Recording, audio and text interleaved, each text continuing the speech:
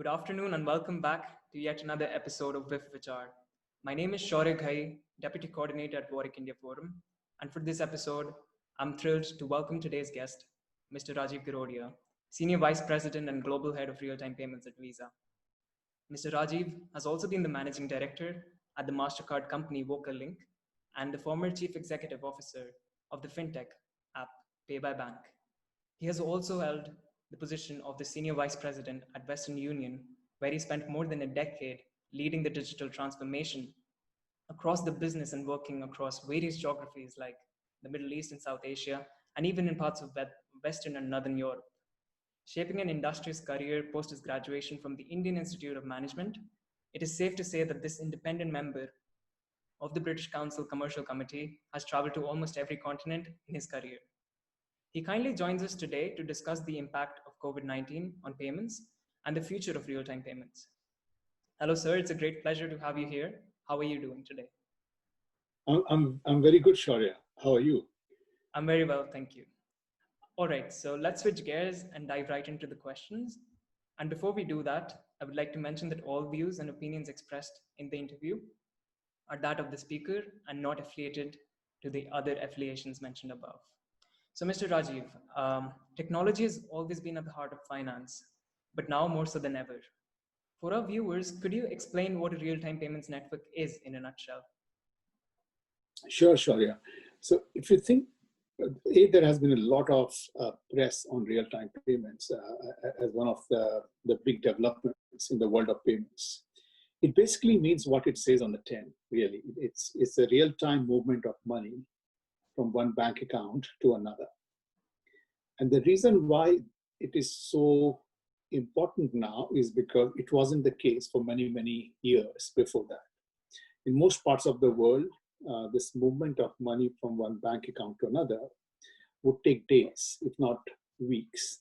And this new development where you could have this money movement literally within minutes has huge impact on consumers and businesses. So think of a real life example. If I'm a business and I'm paying salaries to my employees, let's say on a Friday, in the earlier days, you would have to, your money would leave your account 2 days before that.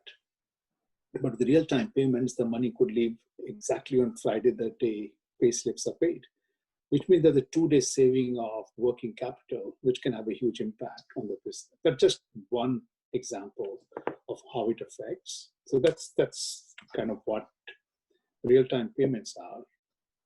What we do at Visa with real-time payments is we help these real-time payment systems around the world with a set of very important value-added services, be it risk management, be it fraud management, be it account tokenization, be it cross-border, be it new functionalities like request to pay. So those are the things Visa works with different RTP networks on.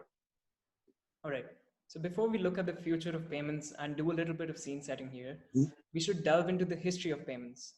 And how far have we really come in terms of progress and inclusion since the inception of the revolutionary card payments on that level? Is there a stark difference between that of in the developing countries and the developed side of the world? Yeah, there is, Shourya. And if you think about inclusion, it basically means anybody, anywhere should have access to financial services which are most relevant and important to them, be it savings, be it insurance, be it credit, be it payments. And there has been enormous progress on that front across the world. But we do have a distance to go in many markets where the penetration of financial services is still low, although it is changing in a very meaningful way. When I look at it from the lens of Visa, it means few different things. And of course, the world is a complex place. There are different infrastructures. We do follow the markets closely in terms of how things develop, at least from a payments perspective, to drive inclusion. One great example is in Asia Pacific, is the QR codes, right? It's a very specific development to that part of the world where where a merchant or a seller or a small business doesn't have to invest in sophisticated point of sale technology, but just have a QR code in the window. Or the ability for consumers to use their mobile phones to scan and pay. So we kind of follow that movement. That's one great example of Asia where things were different, and we just followed what and how that customer behavior was shaping up to drive inclusion. There's a bunch of different initiatives in different markets. That was just an example. All right, thank you for that. Digital payments connect the world every day through innovative payment solutions, products, and use cases. Unsurprisingly, things which were once seen as a convenience have become a necessity in these times. How has COVID 19's impact on the payments industry fared so far? Could you comment on the change in rate of adoption of digital payments in the last few months building up to August?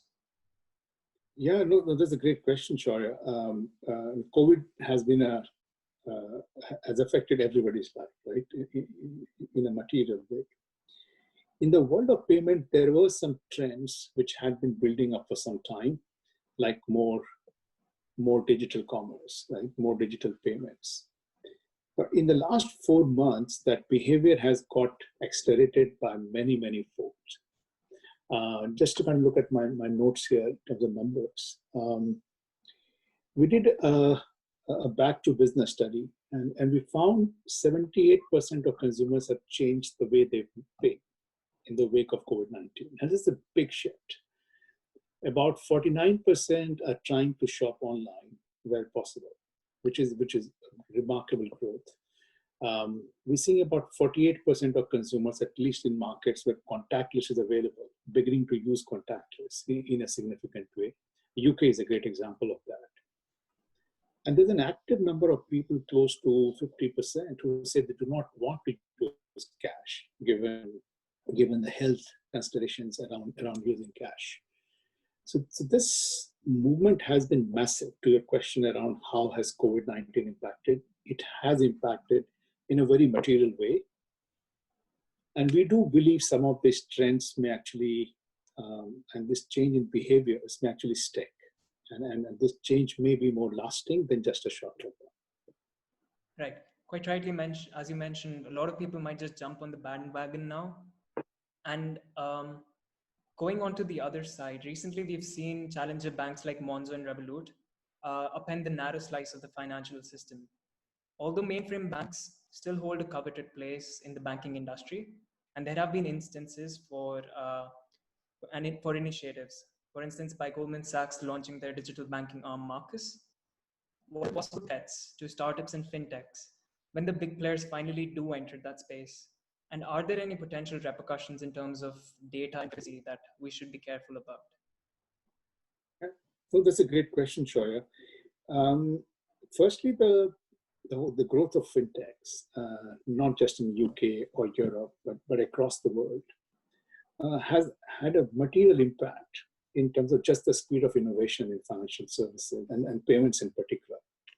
There's been a humongous change in consumer experience, new ideas, products, and that continues. So we should be very grateful to the growth of fintechs to drive that. What we are seeing a lot is not an either-or question. We are actually seeing more and more fintechs beginning to work with the big banks and the established financial institutions. And that gives them an ability to use large network to gain scale. It also lets the larger financial institutions looking for innovative ideas to be able to use a bunch of them. And we do try to make that enablement happen. So Visa has a program called Visa Fast Track, where any fintech can literally get access to Visa's network within weeks, which used to take a long time. Now within weeks, they could connect into Visa network and get access to the network and be able to offer payments within that. But yeah, we just see it as a two-way street versus one versus the other. I see. So also, do you think the expression of the way people want to pay for things will change considerably in the years to come? Like payments based on biometric scans being permissible in the future, which is even without contactless cards. If so, what are the benefits or risks you see associated with that form of a payment? Yeah, two parts to a question. The first is kind of just around the risk and security part. That a company like Visa takes a lot of pride in what it does. So any form factor we introduce goes through the rigorous Visa security and the systems we put behind it. So that's kind of is almost like a given when we launch a new form of payment method.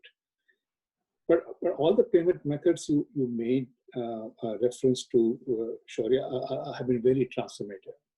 Contactless is a huge one. I mean, just the fact that you can tap your card to use public transport, or getting into a bus, or just making a transaction quickly in a store, has been a huge one. The big one also has been around just the digital payment, things which look very effortless. So just with a single click, you can send money across borders, buy something from an overseas merchant, buy domestic, book an appointment. All those things have been hugely transformative.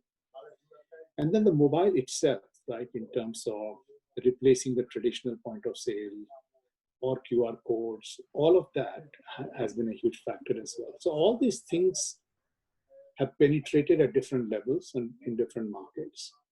And their growth will only make the overall payment ecosystem grow a lot better and faster. But end of the day, it makes the consumer and merchant thrive more. And that's the end outcome, which all of these are driving. When people can use their cards in transit, it makes the whole system very efficient. Instead of people having to buy tickets or manage different payment systems, it transformated for many people. All right. So as you rightly mentioned, on the one side, we have the world going cashless. But also on the other side, I feel that there seems to be a notion about protecting cash for the minority that still can't use electronic solutions, or people who are really accustomed to that way of going into the bank or post office and having that physical interaction with the process. Certainly, COVID has pushed away cash. And do you think that a time will come taking a retrograde step and cash will reemerge? And so will the dependency on cash reemerge with itself? Yeah, it's an interesting question at this point of time, where cash, because of COVID, has almost been seen as something which carries, which has a health hazard, and hence there is a big consumer and business shift away from it. So cash is not going anywhere. There will always be people who will use cash to some degree. But what has been interesting to watch, at least from a Visa perspective, is that people who were heavy cash users, we're seeing a big shift in attitude to cash in light of the recent few months. So we're seeing a large number of people who were big users of cash beginning to shift their behaviors to use contactless, or actively choosing locations which give them that option versus the ones who do not. So I think that trend, we think, is led by COVID. So it's kind of, some of it could be short term, but we also think some of these behaviors, once ingrained, especially when they lead to more convenience, could stay for a long time. So we think some of these changes are long term. Of course, there will always be a certain percentage who prefer the in-person and cash-based transactions. But we'll be seeing a shift, which we think some of that will stay for a long term. All right. The science fiction writer William Gibson once said, "The future is already here. It's just not evenly distributed."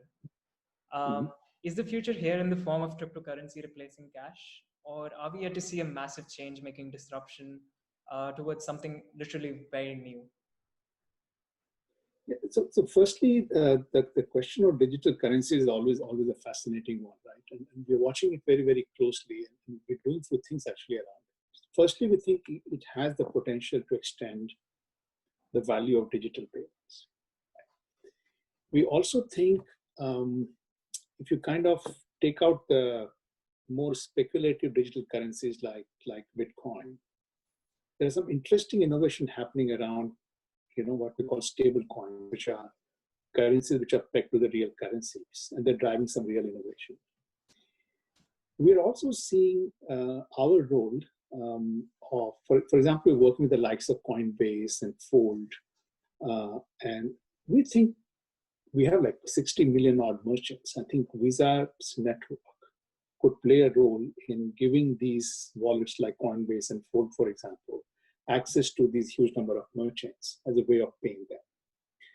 So we do have a role in enabling these digital currencies to be used in the real world in terms of buying, selling things. And we are enabling a lot of that. We think it could be a really transformative force when it comes to digital payments. But you have to go beyond the more speculative ones and look into the ones which are actually driving the change. All right, thank you for that. Before I let you go, what message would you like to pass on to our viewers, especially aspiring students, on the lookout for experience in the financial industry in such unprecedented times? Yeah, no, that's a great question. And I think your batch and your the ones which will follow you will be the batch which has possibly seen the biggest changes the world has seen in a long, long time, in a very concentrated period. And I think people with an eye for observation of what is changing, what the nuances are around this transformation, could actually lead to a lot of innovation, which has already been building on for the last few years of fintech activity. But I think this new batch, which comes out of these times, if they pay enough attention to what's happening around them and use the insights to drive change within payments and financial services as a whole, I think it's a very exciting period to join the sector and drive innovation. But this is a time where a lot of new ideas will come in, and people who have that innovative streak and want to drive new ideas, I don't think there will be a better time than this to do that. Thank you for such an insightful and empowering answer. And that really brings us to the end of this informative and intellectually stimulating Vichar. I personally am encouraged and would like to thank Mr. Rajiv for taking time out of his schedule. I'm sure this conversation will provide all our viewers with a valuable insight into the world of fintech. On behalf of our team at Warwick India Forum, I would like to thank you for your time and wish that you and your family continue to stay safe and healthy in these tough times. Take care and thank you. Thanks a lot, Shourya. Thanks for inviting me, and I hope you make it safely back to campus and resume your classes. Thank you. Thank you.